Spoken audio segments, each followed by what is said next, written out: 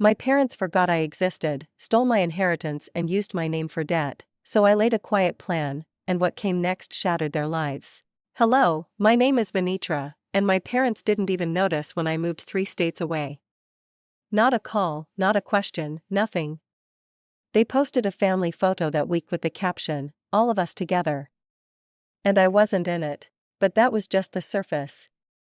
They sold off the land my grandmother left me, forged signatures, took out loans in my name, then called me, asking for help, like I owed them something. They thought I was still the quiet one, the good daughter, the shadow. But what happens when the shadow learns how to own the light? Would you stay silent? Or would you build something they couldn't ignore? Let me tell you what I did. I stood in front of the house with my hand halfway to the doorbell, wondering if the wood beneath the porch had always creaked that way or if time had finally caught up to it. The paint was still chipped on the right side of the windowsill. The mailbox still tilted slightly to the left, but it didn't feel like mine anymore. Or maybe it never had. I caught my reflection in the car window behind me. The woman staring back wore confidence like a coat, zipped to the neck, clean, composed, but under that my fingers trembled just enough to betray me. I steadied my breath and rang the bell. The door opened slower than I remembered. Then came a face I once memorized without effort. My mother's. Her eyes scanned me like I was a saleswoman she didn't want to buy from. A beat passed, then 2. "Sorry," she said, brushing a loose strand of gray behind her ear. "Who are you here to see?"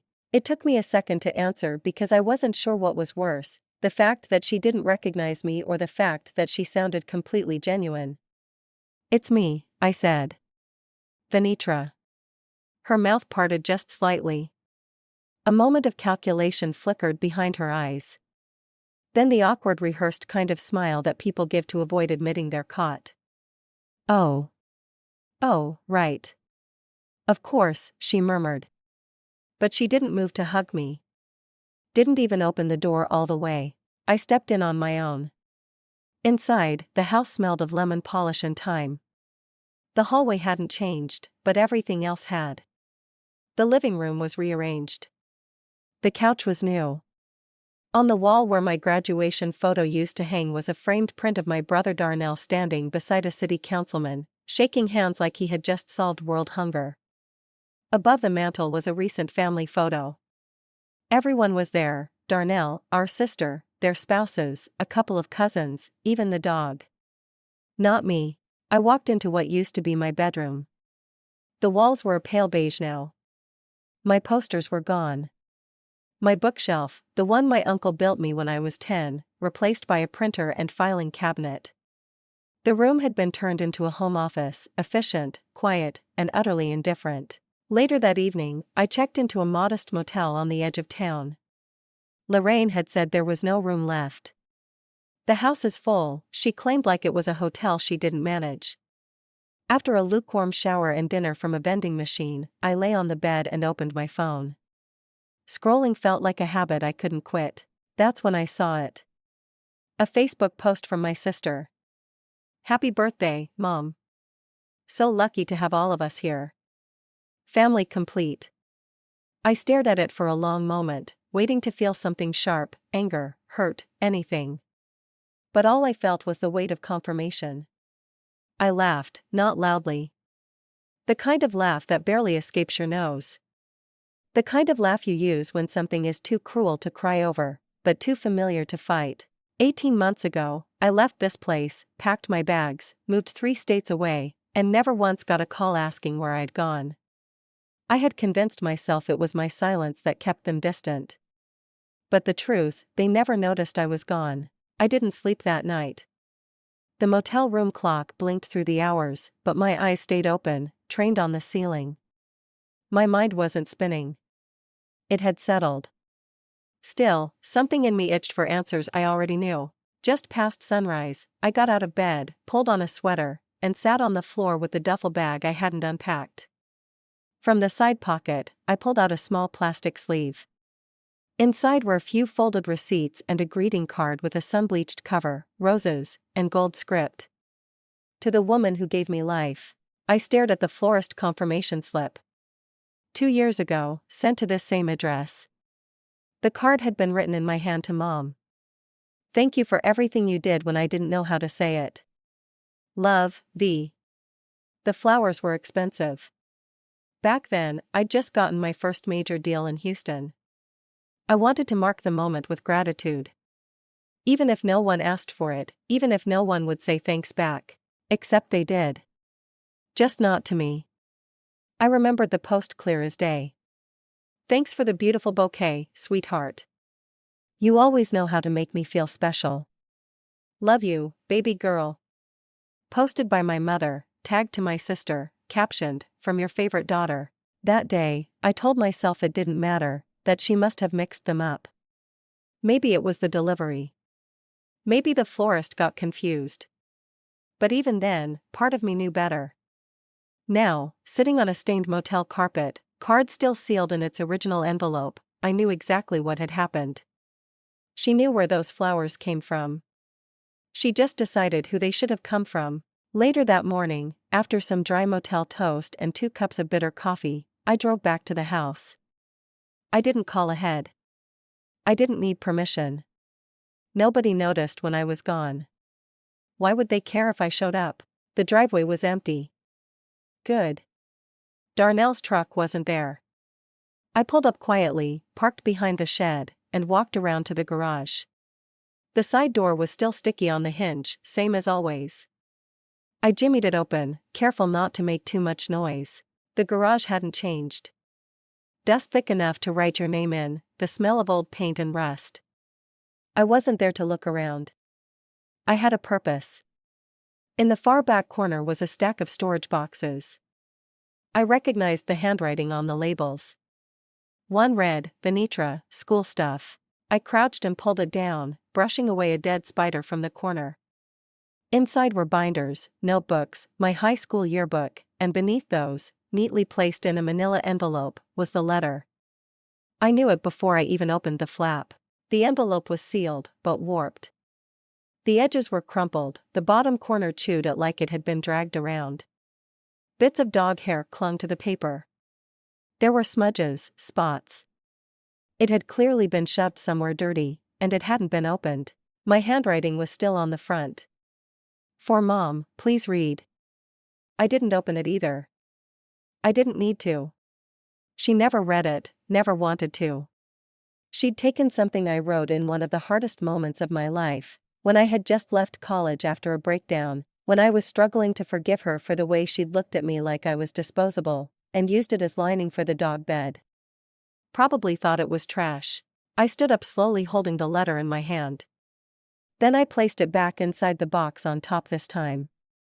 Message received. I walked out without touching anything else. I didn't slam the door. I didn't cry. Not then. Instead of heading back to the motel, I drove into town. There was a small cafe near the courthouse, the kind with sun-faded menus and chipped mugs. I ordered black coffee and a breakfast sandwich, then pulled out my laptop.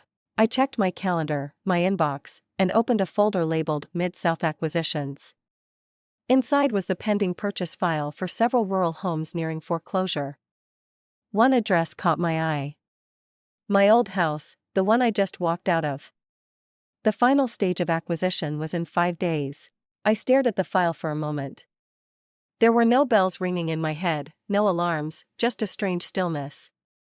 I didn't mark it for removal, didn't make any notes.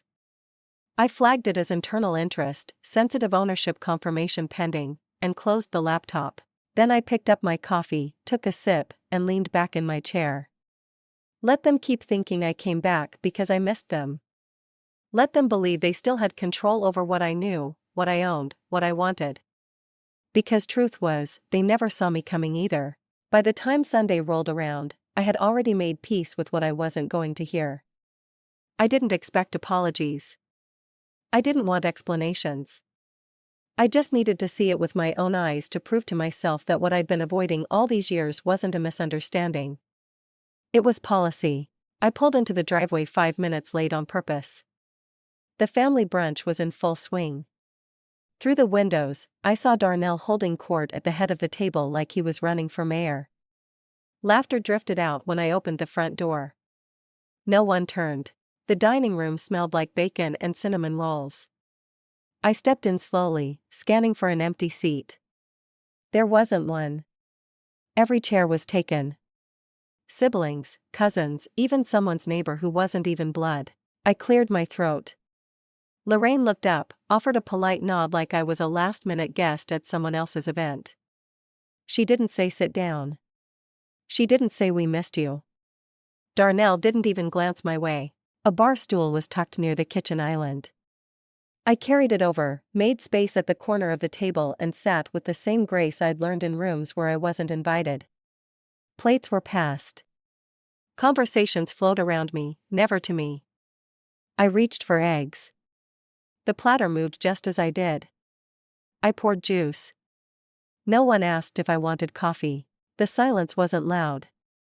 It was practiced. After a few minutes, Lorraine stood with a glass of orange juice, tapping it lightly with a spoon. All heads turned toward her. I just want to take a moment, she began, to honor the one who's been holding this family together. Her eyes landed on Darnell. To the child who stayed, who took care of the family business when others wandered. Darnell, we're proud of you. There was clapping. Some stood and raised their glasses. I offered a smile. Not because I meant it, but because I'd learned how to wear one like armor. Then Uncle Morris turned to me. He tilted his head the way people do when they're trying to recall your name, but can't quite reach it. You used to write little poems, didn't you? He asked loud enough for everyone to hear. Back in school. That was your thing, right? He chuckled before I could answer. That's something, ain't it? Someone laughed behind a napkin. Darnell looked right at me and grinned. The kind that doesn't hide its teeth. I excused myself after the meal. No one asked why. In the hallway, I passed the same photo that haunted me a few days ago. Darnell beside a politician. Handshakes, medals, captions. As I walked to the guest room where I was told I could rest for a bit, I noticed the cabinet door near the hall was slightly ajar. Something inside caught my eye. Curiosity didn't feel like revenge. It felt like survival. I stepped in, found a stack of legal folders, Lorraine's neat handwriting on each tab, tax records, medical bills, property deeds. One folder read, Granny Pearl, land title. I opened it carefully. Inside was the notarized deed from our grandmother's estate. The property had been split equally between her grandchildren on paper once. Now it had a revised version. One name, Darnell's. I scanned the pages again to be sure. My name wasn't listed, not even as a witness. No letter, no call, no explanation. The signature from Granny Pearl looked digitized, stamped, dull. Darnell's signature was fresh, ink still crisp. I didn't take a picture, didn't pocket anything. I just closed the folder, slid it back into the cabinet, and pulled the door shut. No slamming, no scenes. On my way out, I passed Lorraine in the hallway. She gave me a look that wasn't guilt, wasn't shame, it was emptiness. I nodded. She didn't ask me to stay longer. Back in my car, the air was warmer than I expected. I rolled the windows down halfway and sat still for a while. Years ago, my father stood at a family reunion and told a room full of people, she's the delicate one. Emotional, not cut out for big things. A burden, but she's ours. That was when I was 14. I thought I'd outgrown it. But now, older, wiser, more silent than ever, I realized they hadn't changed their minds. They just learned how to say it without saying it. Through chairs not pulled out, through signatures misplaced, through stories where I didn't exist. Some people inherit homes. Some inherit debt. Me, I inherited silence. The next few days passed in a blur of errands, small talk, and short drives that seemed longer than they used to. I moved through Clarksdale like a stranger playing a part she never auditioned for. I didn't wear grief on my sleeve, but I could feel it in my teeth. On Tuesday afternoon, I stopped by the farmer's market to pick up some peaches. I was scanning a box for the ripest ones when I heard a familiar voice behind me. Well, look who's back in town.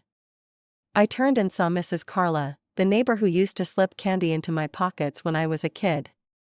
She looked older, of course, but still had that warmth in her voice that made you forget how cold the world could be. I gave her a polite smile, just for a little while. She leaned in and gave my shoulder a squeeze. I'm so glad your mama came through that gallbladder surgery, okay? That was scary. The peach in my hand slipped slightly. I adjusted it without blinking. Surgery? I asked. Mrs. Carla blinked, confused. Oh, you didn't know? She was in the hospital a few days ago.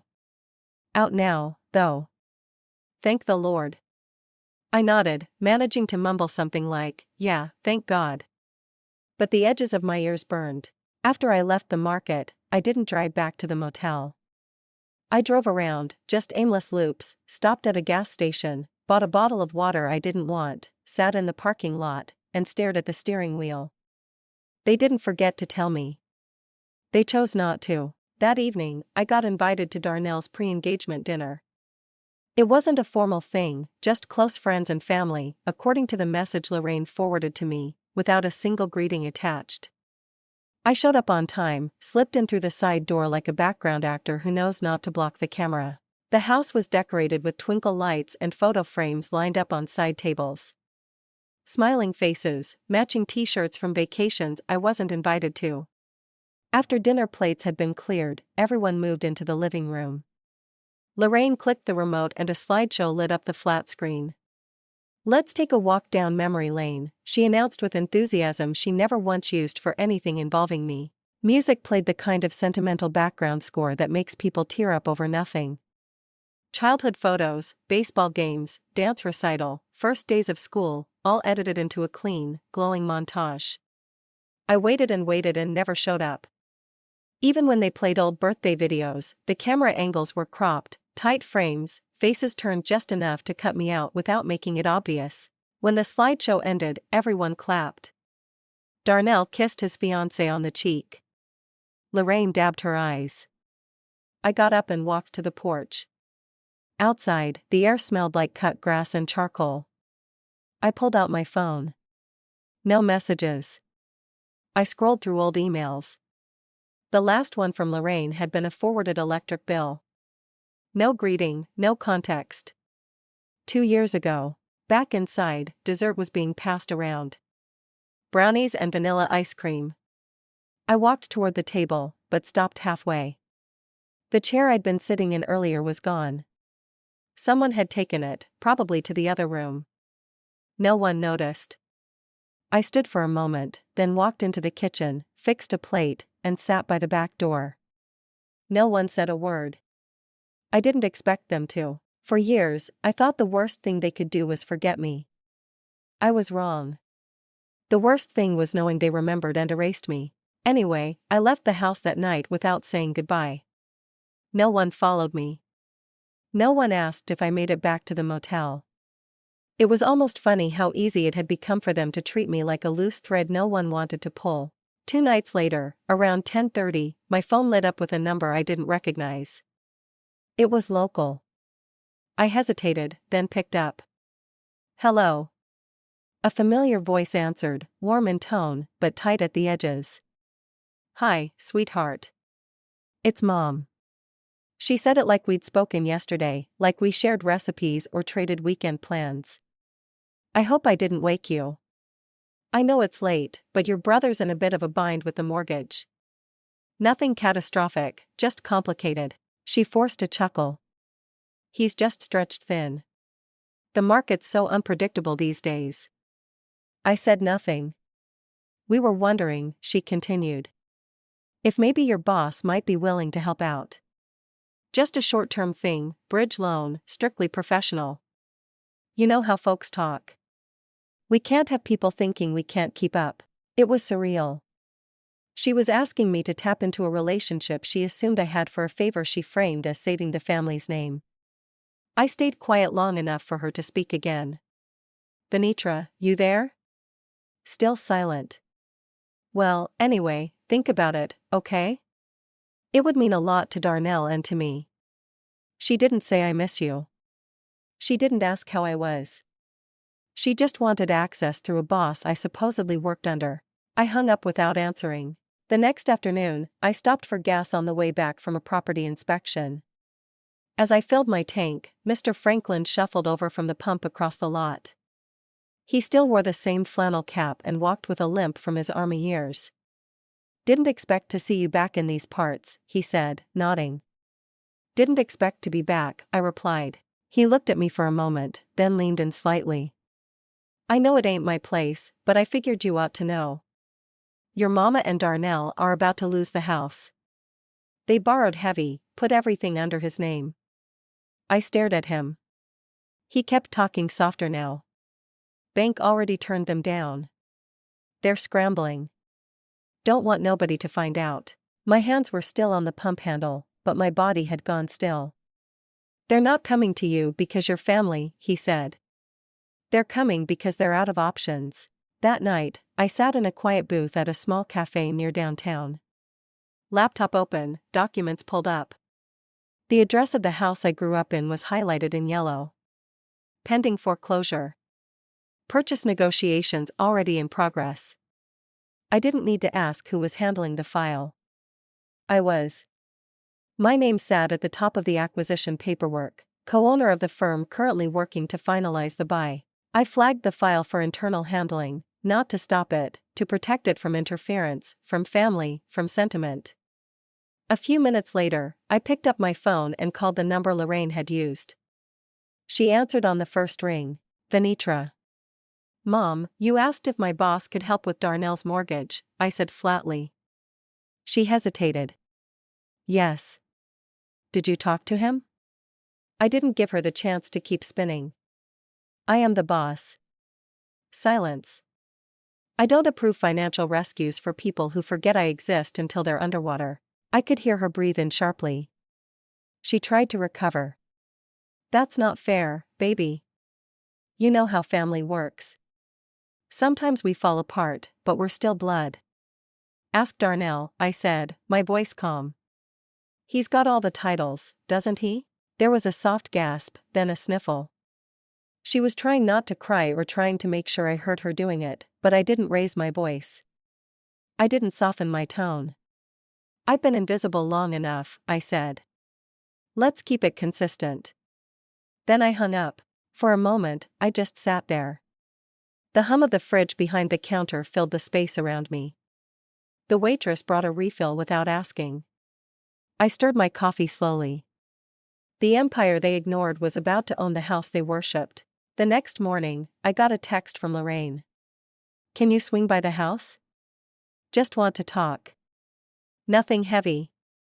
She even added a smiley face.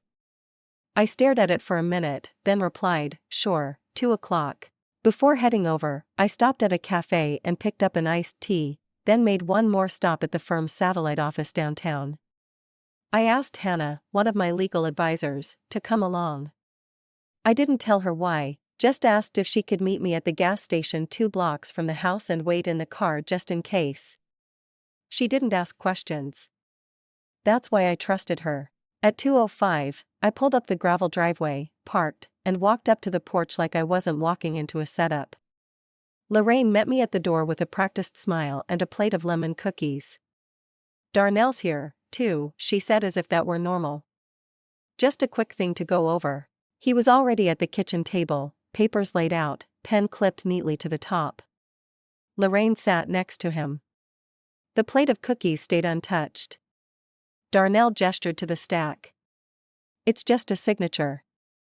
Mom's credit is shot, and the bank won't give her the time of day without a cosigner." I looked down at the document. Pages and pages of dense legal text. But one thing stood out in bold underlined font.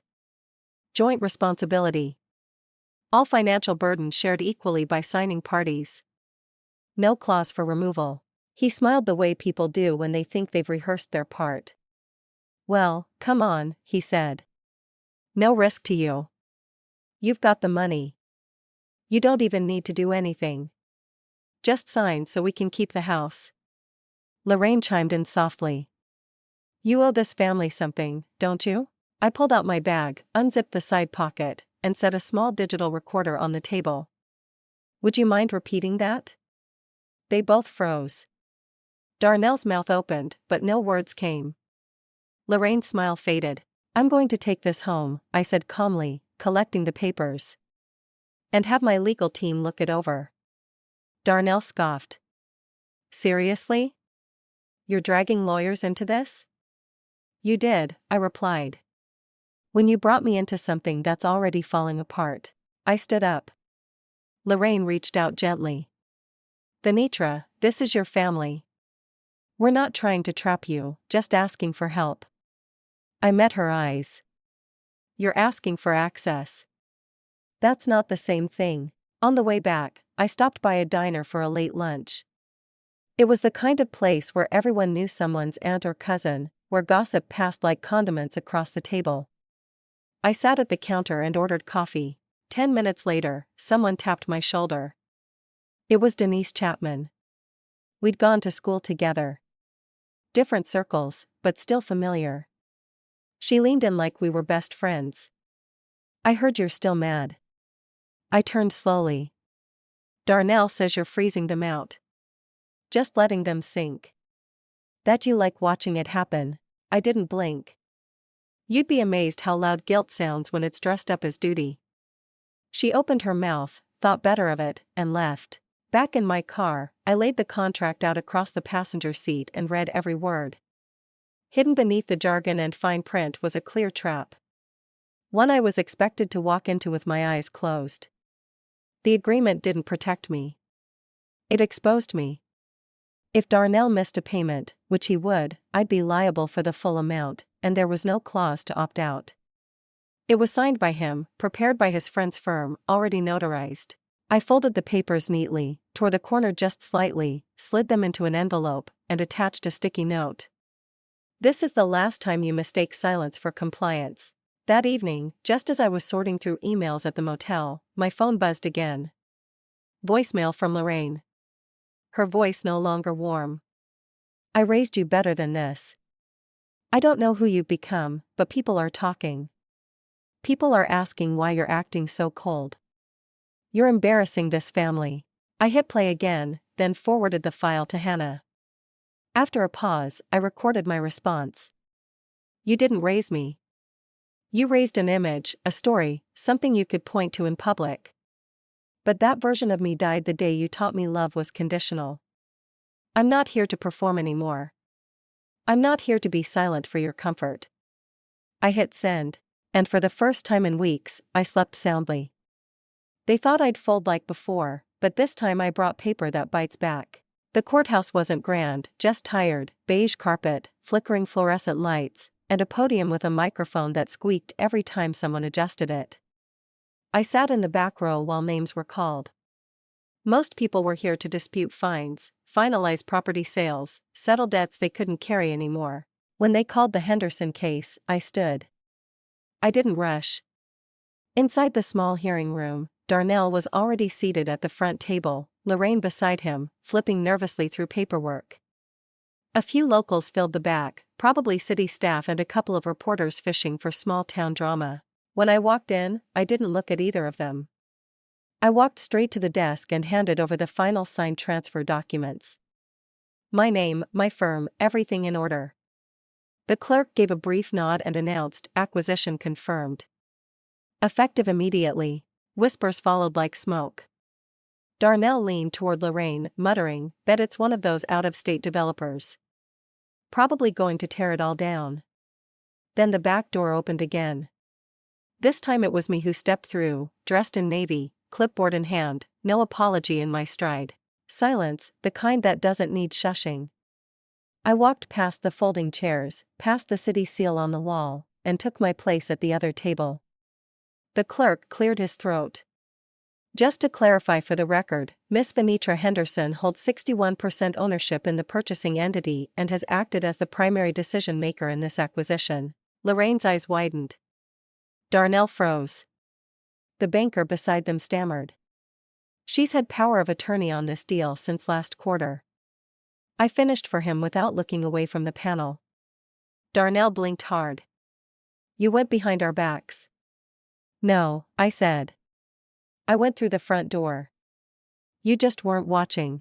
I turned toward the counsel. This isn't a family dispute. This is a business conclusion. Lorraine stood abruptly. How could you do this? This house is your legacy, too. I pulled a folder from my bag and opened it. Inside were printouts, forged applications, digitally altered email threads, loan documents submitted with my name, but not my hand. This, I said, holding up a sheet, is the application Darnell submitted 3 years ago using my identity as collateral. I passed another page across the table, and this is the timeline of wire transfers accounts opened using my SSN addresses tied to my name but listed as authorized user D. Henderson. A low gasp rippled through the back row. I didn't raise my voice. You used me repeatedly, but I made sure every misuse had a breadcrumb. And now those breadcrumbs lead here. Darnell started to speak, then stopped. His hand trembled as he slid it off the table. One of the council members asked, Miss Henderson, do you intend to press charges? I looked at Darnell for the first time. Not yet, but I've started the clock. Outside, the sun was merciless. Reporters swarmed the steps like bees to a cracked jar of honey. Is it true you just reclaimed your childhood home? Are you planning to evict your own family? Is this about revenge? I didn't answer any of them. I stepped into the car where Hannah waited in the front seat, files already packed away in the back. She looked over her glasses. Well. I exhaled slowly. It's done. And what happens now? They live with it, I said. With the silence, the kind I lived in for 30 years. Behind us, Lorraine sat on the edge of the sidewalk, head in her hands. Darnell paced angrily, trying to talk on his phone, but no one was picking up. As we pulled away, I didn't feel relief. Not victory either, just weight shifting. I didn't have to destroy them. I just let the truth finish what they started. The following week, I was back in Houston, buried in zoning files and back-to-back meetings, trying to push aside the shadow that Clarksdale had left trailing behind me. I didn't say anything about what had happened in the courthouse. Not the full version, at least. The ones who needed to know already did. The rest, they'd hear it eventually, the same way I always had. Fragmented, distorted, softened by distance and time until it no longer resembled truth, only rumor. On Thursday morning, just after 9, the front desk buzzed up to the office. Monica answered, then knocked on my door a moment later, holding a padded manila envelope with no postage, no return address, just hand-delivered, anonymous. I paused my notes on a zoning revision for a commercial lot in Midtown and took the envelope. It was thin but dense, the kind of weight that meant trouble, or at least something meant to stir it. Inside was a set of photocopied documents, neatly stapled. At the top, bold lettering stamped across the first page. Property transfer, Pearl Henderson Estate. My eyes stopped moving. I knew immediately what it was, even before I flipped past the title page. My grandmother's name, Pearl Henderson, appeared on the signature line, but the signature below it wasn't hers. Not even close. Her handwriting had always been a little wild, like her voice, loud and swinging with mood. This was tidy, mechanical, a forgery done by someone who had watched her sign checks but never knew her wrist. I turned to the notarization page. The date, 5 years ago. The notary, a firm out of Clarksdale that didn't even exist anymore. Shut down, disgraced, dead ends. All of it. And then came the name that kept appearing like a bad habit. Darnell. Once as executive, once as witness, and again as heir. I closed the folder and leaned back in my chair, staring at the ceiling. My stomach wasn't tight with shock. That had passed years ago. What I felt was the cold weight of inevitability. While I'd been rebuilding from scratch, scraping together some version of normal 3 states away, they'd been busy rewriting the story without me, without truth. I called Hannah. Get this submitted to probate, I told her quietly. No press, no announcements. I'll file it before end of day, she said. Do you want to be present at the hearing? I'll be there alone. The court date came quickly, Tuesday morning. The courthouse smelled like dust and old paperwork. I showed up early. No family, no bystanders. Just me, Hannah in a charcoal suit, and a judge who looked like he'd seen too many versions of this same story. Hannah handled everything. She was clinical but compelling, methodical as she laid out evidence like a quiet war.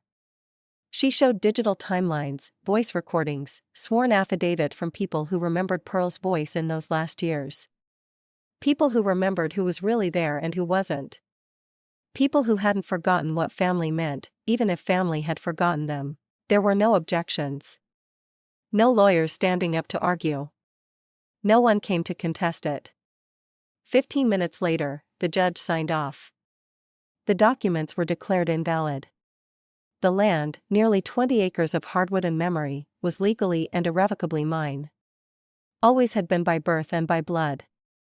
The forged transfer was nullified, erased from record like it had never existed. That night, I sat in the quiet of my apartment, lights off, except for one lamp. I pulled out an old leather-bound journal from a drawer I hadn't opened in years. Between two dog-eared pages, there was a letter yellowed at the edges, folded 3 times, still unmailed. It began, "Dear Mom, I don't know how to say this without sounding ungrateful, but..." I read it slowly, as if reading someone else's handwriting, and maybe I was. The person who wrote that letter was younger, more hopeful. They believed in reconciliation, in clarity, in second chances. It wasn't a bad letter. If anything, it was kind. Too kind. But it didn't belong anymore. Not to me. Not to the life I'd built since. I tore it down the fold lines piece by piece. Not in anger. Just with finality. There are some truths that outlive their purpose. Some stories you outgrow. The next morning, I drafted a new letter. It didn't start with "Dear." No greeting, no farewell, just a plain unvarnished message. You may continue to reside on the property until your affairs are settled. I will not evict you. I will not return. This is not an act of punishment. It is a boundary for your dignity and for mine. No signature, just initials, no address, just a P.O. box. I slipped it into an envelope and dropped it in the mailbox downstairs, then walked a block and a half to a quiet cafe, ordered coffee, sat by the window, and watched Houston start its day. That evening, I was back on the highway. The Clarksdale exit came up on my right. Familiar green signs, same mile markers, same pull. But I didn't slow down. I didn't look. My hand stayed steady on the wheel. The skyline ahead glowing like a promise I could finally believe in. In the rearview mirror, I saw nothing I needed to return to. Forgiveness isn't a performance, and silence doesn't always mean surrender. Sometimes it means freedom. Sometimes it's both. It had rained the night before, one of those quiet storms that doesn't announce itself with thunder, just slips in and rearranges the air. The next morning, everything outside my window looked sharper, like the skyline had been freshly outlined. I brewed coffee and stood barefoot on my balcony, watching the sun push through the clouds. There was no sense of conclusion, just space, breathing room. Later that day, I met my team at a duplex in East Austin. Newly renovated, nothing grand, just clean lines, soft yellow paint, a pair of modest porches, the kind of home that doesn't boast, but offers safety. I walked through the rooms slowly, hand brushing over walls, fingertips grazing windowsills. It wasn't mine in the way Clarksdale was mine. It was mine in a better way. Not inherited, not stolen back, built, chosen. My assistant, Tasha, stood in the hallway, iPad in hand. "We're good to sign off," she said. "Want me to finalize the paperwork with the foundation?" I nodded. She paused. "Why this one, though? We've passed on bigger properties." I looked around one last time. "Because it's not about square footage. It's about message." She tilted her head. "What message?" "That no one should have to earn the right to be seen." That afternoon, I returned to the office. There was a missed call on my phone. Clarksdale area code. No voicemail, just a call that rang once and hung up. I didn't call back. I didn't need to wonder who it was. Some bridges don't need burning. They just don't lead anywhere anymore. I hit delete and tucked the phone away. That night, I hosted dinner at my house. My house. No last-minute invitations, no passive-aggressive questions about seating charts. Just my team, a few close friends, and my mentor, Mrs. Pearson, who'd once told me, sometimes family isn't blood. It's who shows up when your name isn't trending. We had gumbo and cornbread. Someone brought peach cobbler from a bakery downtown. There was music, soft Motown in the background, and conversation that didn't circle around survival or obligation. Midway through the evening, I excused myself to the hallway. On the wall hung a photo, the day we opened our first office. I was in the center, flanked by Hannah and Tasha, everyone grinning, exhausted and proud. That picture used to make me ache. Now it felt like proof. A guest wandered over, a friend of a friend. He pointed to the photo and said, "You've built something incredible. Does your family know?" I smiled. "They'll hear about it eventually, but it's not for them." He looked puzzled, then nodded. Before everyone left, I handed out thank you notes. Not because it was expected, but because I wanted to. No strings, no debts, just appreciation. After the dishes were cleared and the last hugs exchanged, I sat alone with a cup of tea in my journal. I hadn't written in it since I tore up that letter. But tonight felt like it needed marking. I wrote slowly. You don't win by being invited back. You win by realizing you never needed to audition in the first place. You win by knowing you're enough, even when no one claps.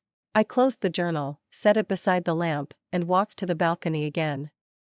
The storm had passed. The wind had quieted. My breath felt steady in my chest. They thought I was a silence they could manage.